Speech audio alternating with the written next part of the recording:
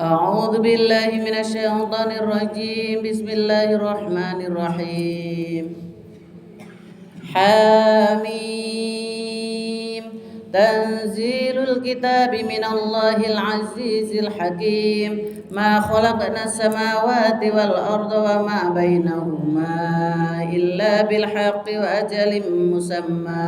والذين كفروا عما أنذروا معرضون. قل أرأيتم ما تدعون من دون الله أروني ماذا خلقوا من الأرض أم لهم شرك في السماوات ituni. Nah itu kalau ada begitu Bu dibaca ituni ya, ituni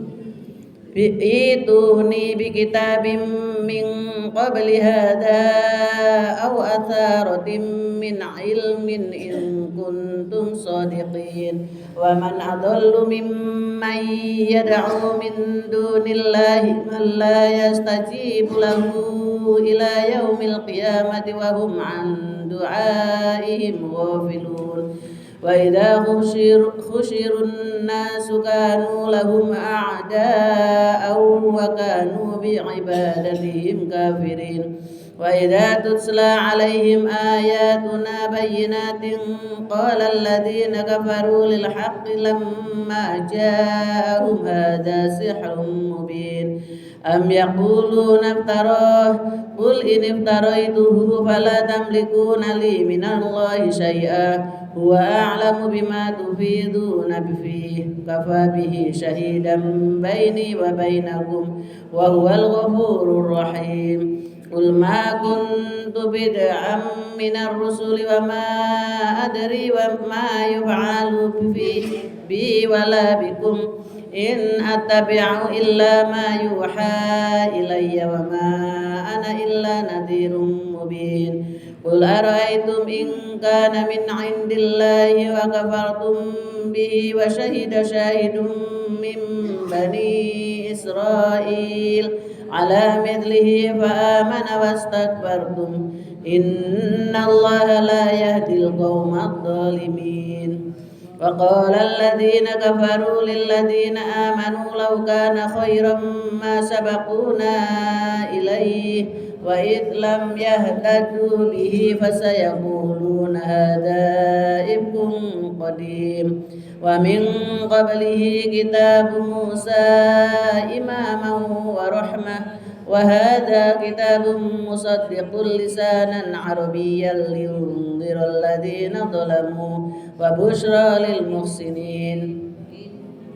إن الذين قالوا ربنا الله ثم استقاموا فلا خوف عليهم ولا هم يحزنون أولئك أصحاب الجنة خالدين فيها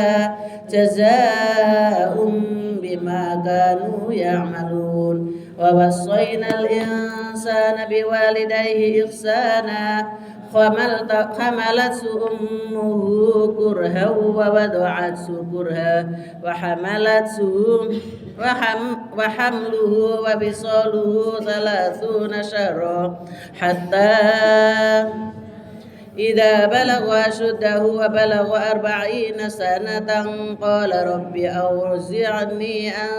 أشكر بنعمتك التي أنعمت علي وعلى والدي وأن أعمل صالحا ترضاه وأصلح لي في ذريتي إني تبت إليك وإني من المسلمين. أولئك الذين نتقبل عنهم أحسن ما عملوا ونتجاوز عن سيئاتهم في أصحاب الجنة وعد الصدق الذي كانوا يوعدون. والذي قال لوالديه أف لكما أتعدانني أن أخرج وقد خلت القرون من قبله وهما يستغيثان الله ويلك آمن إن وعد الله حق فيقول ما هذا إلا أساطير الأولين أولئك الذين حق عليهم القول في قد خلت من قبلهم من الجن والإنس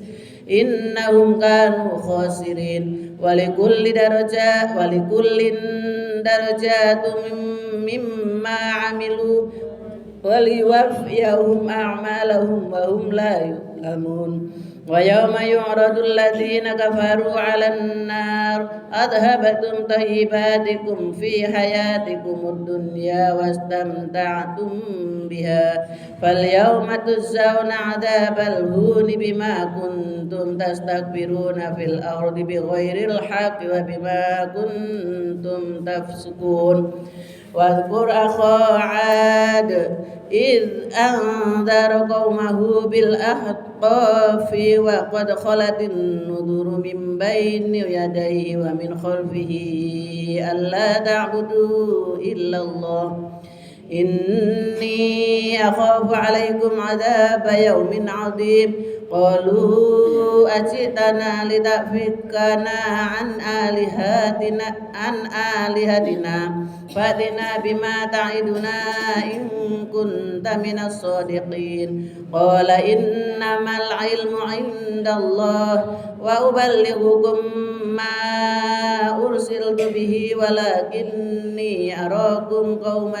تجهلون فلما رأوه عارضا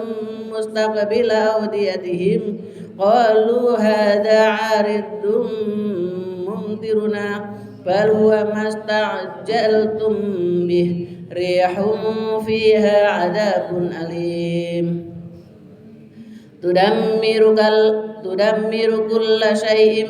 بأمر ربها فأصبحوا لا يرى إلا مساكنهم كذلك نجزي القوم المجرمين ولقد مكناهم فيما إن مكناكم فيه وجعلنا لهم سمعا وأبصارا وأفئدة فما أغنى عنهم سمعهم ولا أبصارهم ولا أفئدتهم من شيء إذ كانوا يجحدون بآيات الله وحاق بهم ما كانوا به يستهزئون ولقد أهلكنا ما حولكم من القرى وصرفنا الآيات لعلهم يرجعون فلولا نصرهم الذين اتخذوا من دون الله قربانا آلهة بل ضلوا عنهم وذلك إفكهم وما كانوا يفترون وإذ صرفنا إليك نفرا من الجن يستمعون القرآن فلما حضروه قالوا أنصتوا فلما قضي ولوا إلى قومهم منذرين قالوا يا قومنا إنا سمعنا كتابا أنزل من بعد موسى مصدقا لما بين يديه يهدي إلى الحق وإلى طريق مستقيم يا قومنا أجيبوا داعي الله وآمنوا به يغفر لكم من ذنوبكم ويجيركم من عذاب أليم ومن لا يجب داعي الله فليس بمعجز في الأرض وليس له من دونه أولياء أولئك في ضلال مبين أولم يروا أن الله الذي خلق السماوات والأرض ولم يعي بخلقهن بقادر على أن يحيي الموتى بلى إنه على كل شيء قدير ويوم يعرض الذين كفروا على النار أليس هذا بالحق قالوا بلى وربنا قال فذوقوا العذاب بما كنتم تكفرون فاصبر كما صبر أولو العزم من الرسل ولا تستعجل لهم كأنهم يوم يروا ما يوعدون لم يلبثوا إلا ساعة من نهار بلاغ فهل يهلك إلا القوم الفاسقون. بسم الله الرحمن الرحيم الذين كفروا وصدوا عن سبيل الله أضل أعمالهم والذين آمنوا وعملوا الصالحات وآمنوا بما نزل على محمد وهو الحق من ربهم كفر عنهم سيئاتهم وأصلح بالهم ذلك بأن الذين كفروا اتبعوا الباطل وأن الذين آمنوا اتبعوا الحق من ربهم كذلك يضرب الله للناس وأمثالهم فإذا لقيتم الذين كفروا فضرب الرقاب حتى إذا أثخنتموهم فشدوا الوثاق فإما منا بعد وإما فداء حتى تضع الحرب أوزارها ذلك ولو يشاء الله لانتصر منهم ولكن ليبلو بعضكم ببعض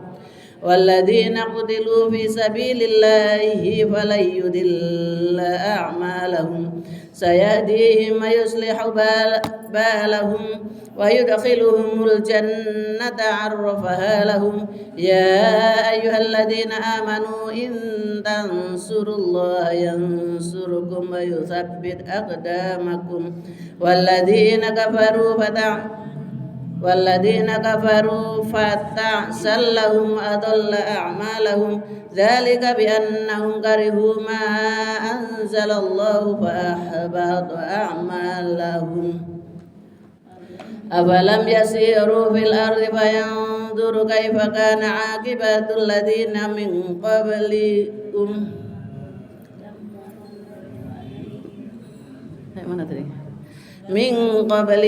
دمر الله عليهم وللكافرين أمثالها ذلك بأن الله مولى الذين آمنوا وأن الكافرين لا مولى لهم إن الله يدخل الذين آمنوا وعملوا الصالحات جنات تجري من تحتها الأنهار والذين كفروا يتمتعون ويأكلون كما تأكل الأنعام والنار مثوى لهم وكأي من قرية هي أشد قوة من قريتك التي أخرجت أهلكناكم فلا ناصر لهم أفمن كان على بينة من ربه كمن زين له سوء عمله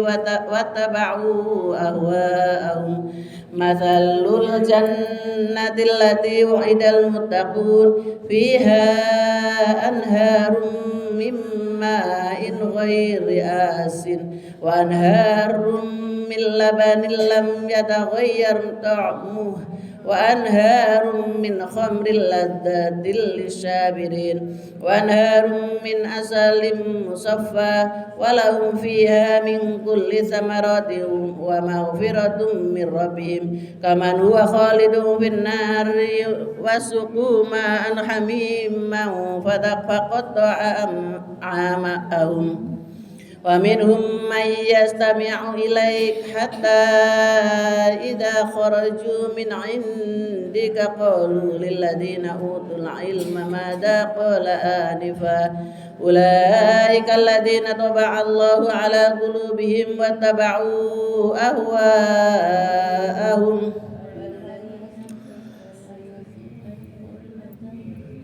والذين اهتدوا زادهم هدى وآتاهم تقواهم فهل ينظرون إلا الساعة أن تأتيهم بغتة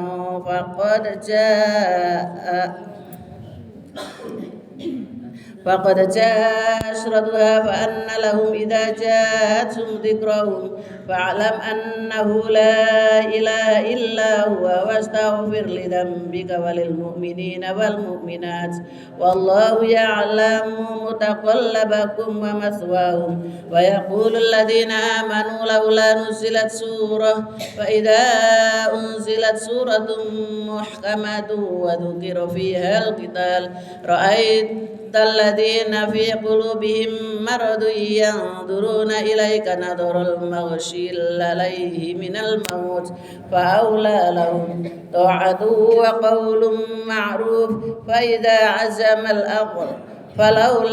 فلو صدقوا الله لكان خيرا لهم. فهل عسيتم إن توليتم أن تفسدوا في الأرض وتقطعوا أرحامكم أولئك الذين لعنهم الله فأصمهم وأعمى أبصارهم أفلا يتدبرون القرآن أم على قلوبهم أقفالها إن الذين ارتدوا على أدبارهم من بعد ما تبين لهم الهدى شيطان سول لهم وأملى لهم ذلك بأنهم قالوا للذين كرهوا ما نزل الله سنطيعكم في بعض الأمر والله يعلم إسرارهم فكيف إذا توفتهم الملائكة يضربون وجوههم وأدبارهم ذلك بأنهم اتبعوا ما أسخط الله وكرهوا رضوانه فأحبط أعمالهم. أم حسب الذين في قلوبهم مرض أن لن يخرج الله أضغانهم ولو نشاء لأريناكهم فلا عرفتهم بسيماهم ولتعرفنهم في لحن القول والله يعلم أعمالكم ولنبلونكم حتى نعلم المجاهدين منكم والصابرين ونبلو أخباركم. إن الذين كفروا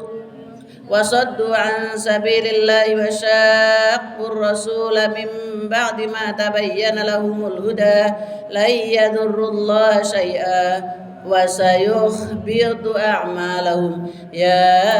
أيها الذين آمنوا أطيعوا الله وأطيعوا الرسول ولا تبطلوا أعمالكم. إن الذين كفروا وصدوا عن سبيل الله ثم ماتوا وهم كفار فلن يغفر الله لهم فلا تهنوا وتدعوا إلى السلم وأنتم الأعلون والله معكم ولن يتركم أعمالكم. إنما الحياة الدنيا لعب ولهو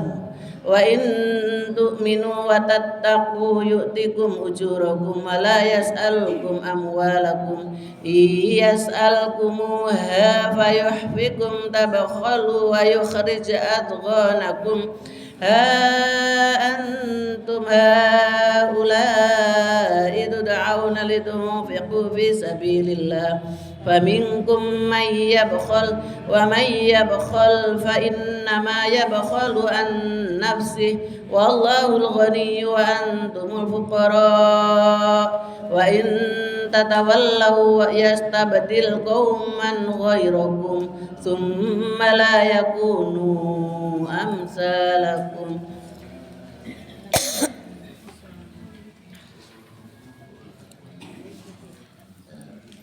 بسم الله الرحمن الرحيم. إنا فتحنا لك فتحا مبينا ليغفر لك الله ما تقدم من ذنبك وما تأخر ويتم نعمته عليك ويهديك صراطا مستقيما وينصرك الله نصرا عزيزا هو الذي أنزل السكينة في قلوب المؤمنين ليزدادوا إيمانا مع إيمانهم ولله جنود السماوات والأرض وكان الله عليما حكيما.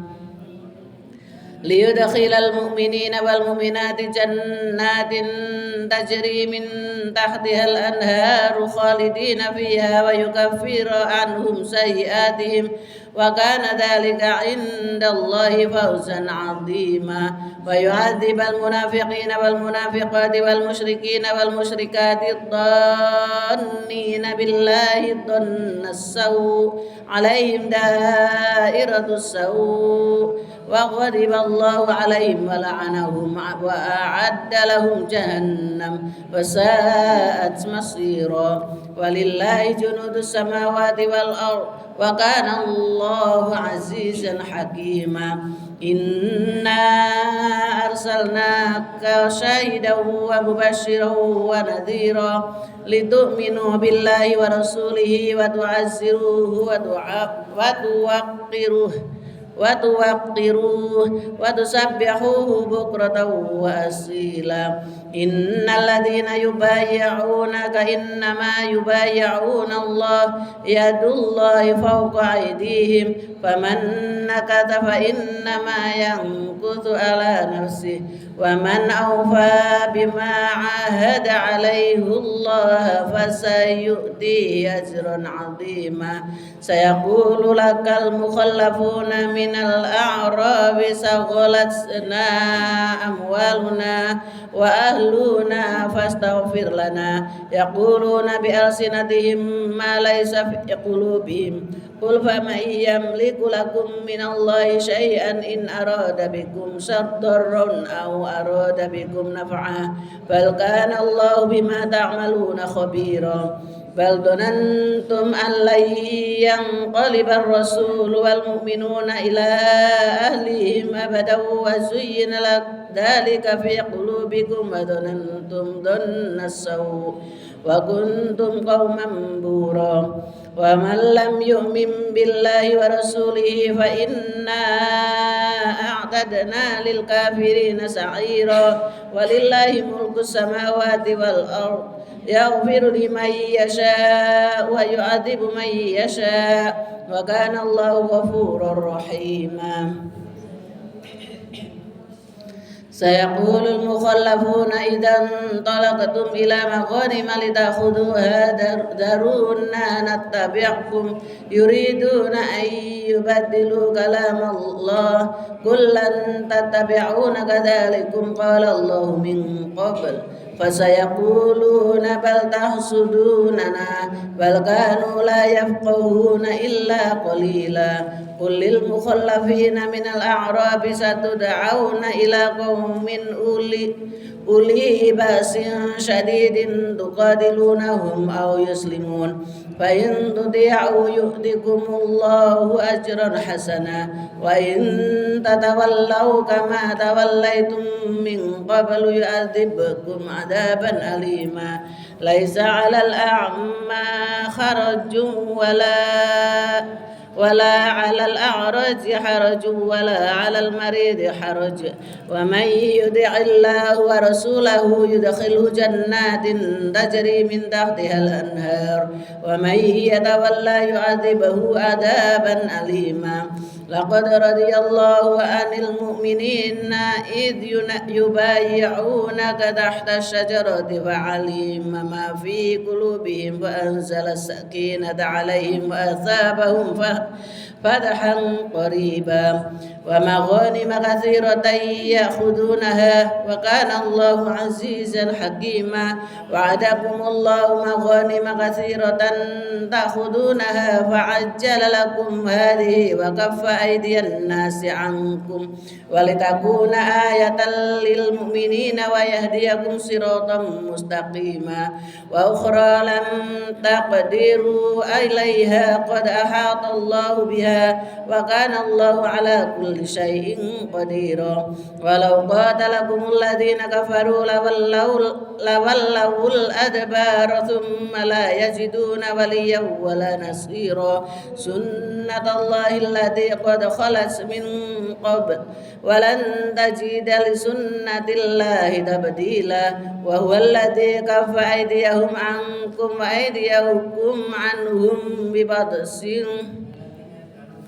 ببطن مكة من بعد أن أظفركم عليهم وكان الله بما تعملون بصيرا هم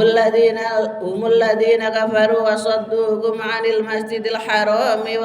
والهدي معكوفا أن يبلغ محله ولولا رجال مؤمنون ونساء مؤمنات لم تعلموهم أن تطؤوهم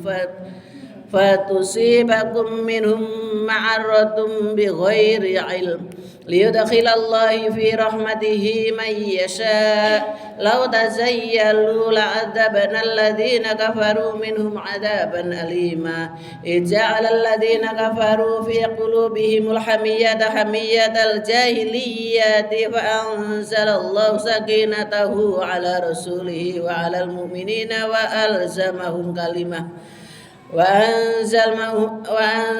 وألزمهم كلمة التقوى وكانوا أحق بها وأهلها وكان الله بكل شيء عليما لقد صدق الله رسوله الرؤيا بالحق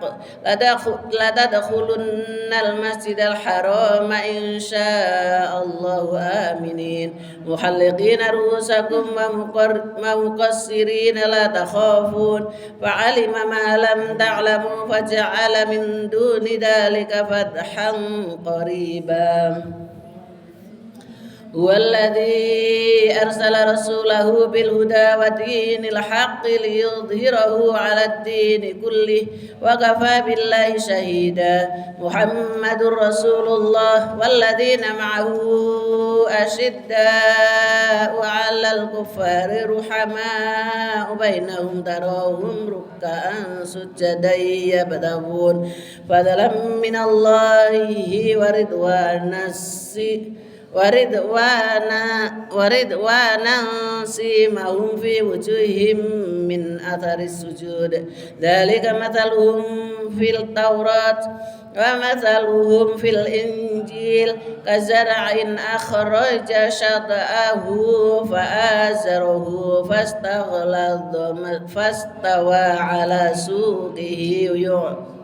يعجب الزراء ليغيظ بهم الكفار وعد الله الذين آمنوا وعملوا الصالحات منهم مغفرة وأجرا عظيما بسم الله الرحمن الرحيم يا أيها الذين لا تقدموا بين يدي الله ورسوله واتقوا الله إن الله سميع عليم يا أيها الذين آمنوا لا ترفعوا أصواتكم فوق صوت النبي ولا تجهروا له بالقول كجهر بعضكم لبعض أن تحبط أعمالكم وأنتم لا تشعرون إن الذين يغضون أصواتهم عند رسول الله أولئك الذين امتحن الله قلوبكم للتقوى لهم مغفرة وأجر عظيم إن الذين ينادونك من وراء الحجرات أكثرهم لا يعقلون ولو أنهم صبروا حتى تخرج إليهم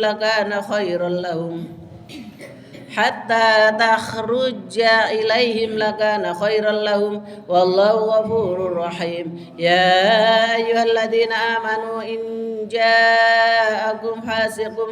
بنبأ فتبينوا أن تصيبوا قوما بجهالة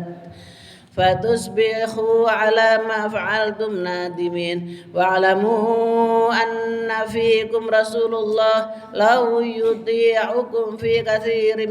من الأمر لعنتم ولكن الله حبب إليكم الإيمان وزينه في قلوبكم وكره إليكم الكفر والفسوق والعصيان أولئك هم الراشدون فضلا من الله ونعمة والله عليم حكيم وإن طائفتان من المؤمنين اقتتلوا فأصلحوا بينهما فإن بغت إحداهما على الأخرى فقاتلوا التي تبغي حتى تفيء إلى أمر الله فإن فاءت فأصلحوا بينهما بالعدل وأقسطوا إن الله يحب المقسطين إنما المؤمنون إخوة فأصلحوا بين أخويكم واتقوا الله لعلكم ترحمون يا أيها الذين آمنوا لا يسخر قوم من قوم عسى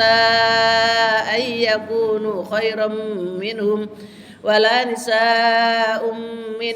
نساء عسى أن يكن خيرا منهن ولا تلمزوا أنفسكم ولا تنابزوا بالألقاب بئس الاسم الفسوق بعد الإيمان ومن لم يتب فأولئك هم الظالمون يا أيها الذين آمنوا اجتنبوا كثيرا من الظن إن بعض الظن إثم ولا تجسسوا ولا يغتب بعضكم بعضا أيحب أحدكم أن يأكل لحم أخيه ميتا فكرهتموه واتقوا الله إن الله تواب رحيم يا أيها الناس إنا خلقناكم من ذكر وأنثى وجعلناكم شعوبا وقبائل لتعارفوا إن أكرمكم عند الله أتقاكم إن الله عليم خبير قالت الأعراب آمنا قل لم تؤمنوا ولكن قولوا أسلمنا ولما يدخل الإيمان في قلوبكم وإن تطيعوا الله ورسوله لا يلتكم من أعمالكم شيئا إن الله غفور رحيم إنما المؤمنون الذين آمنوا بالله ورسوله ثم لم يرتابوا وجاهدوا بأموالهم وأنفسهم في سبيل الله أولئك هم الصادقون قل أتعلمون الله بدينكم والله يعلم ما في السماوات وما في الأرض والله بكل شيء عليم يمنون عليك أن أسلموا قل لو تمنوا علي إسلامكم بل الله يمن عليكم أن هداكم للإيمان إن كنتم صادقين إن الله يعلم غيب السماوات والأرض والله بصير بما تعملون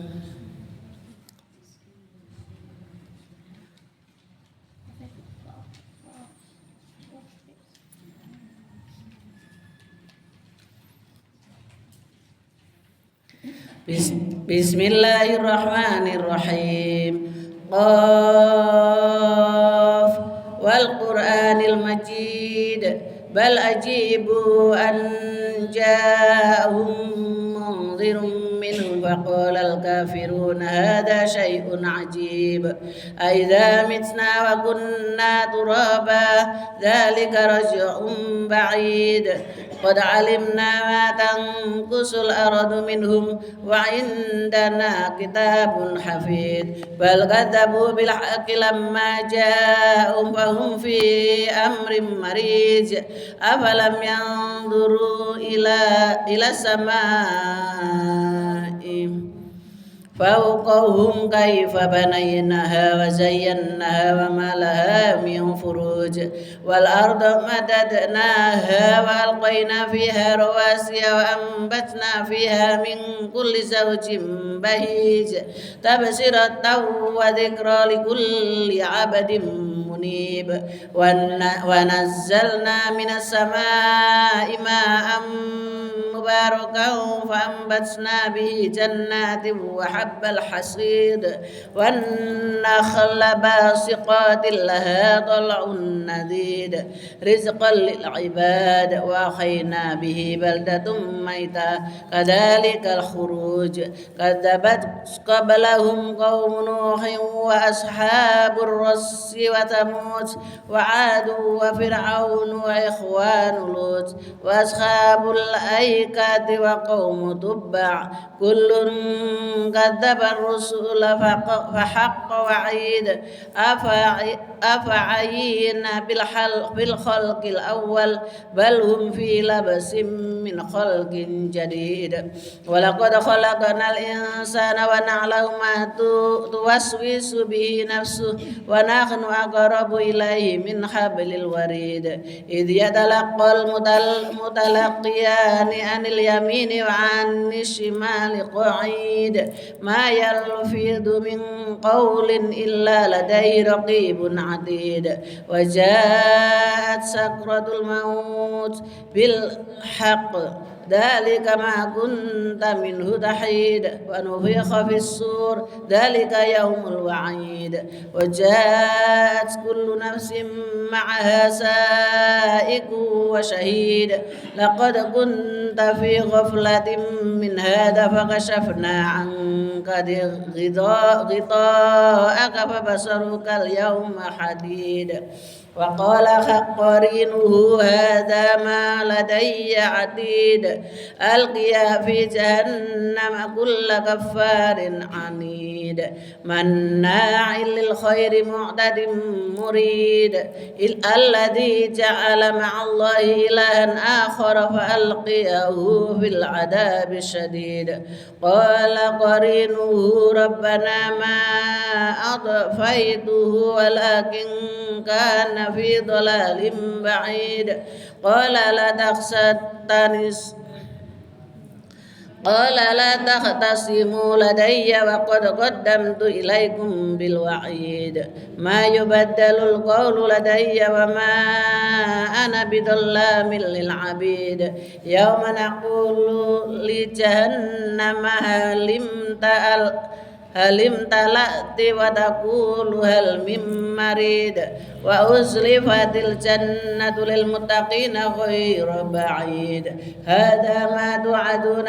لكل أواب حفيظ من خشي الرحمن بالغيب وجاء بقلب منيب ادخلوها بسلام ذلك يوم الخلود لهم ما يشاءون فيها ولدينا مزيد وكم أهلكنا قبلهم من قرن هم أشد منهم بطشا ونقبوا في البلاد هل من محيص إن في ذلك لذكرى لمن كان له قلب أو ألقى السمع وهو شهيد ولقد خلقنا السماوات والأرض وما بينهما في ستة أيام وما مسنا من لغوب فاصبر على ما يقولون وسبح بحمد ربك قبل طلوع الشمس وقبل الغروب ومن الليل فسبحه وأدبار السجود واستمع يوم ينادي المنادي من مكان قريب يوم يسمعون الصيحة بالحق ذلك يوم الخروج إنا نحن نحيي ونميت وإلينا المصير يوم تشقق الأرض عنهم سراعا ذلك حشر علينا يسير نحن أعلم بما يقولون وما أنت عليهم بجبار فذكر بالقرآن من يخاف وعيد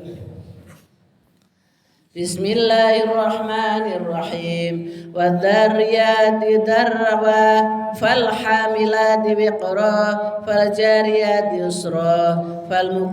فالمقسمات أمرا إنما توعدون لصادق وإن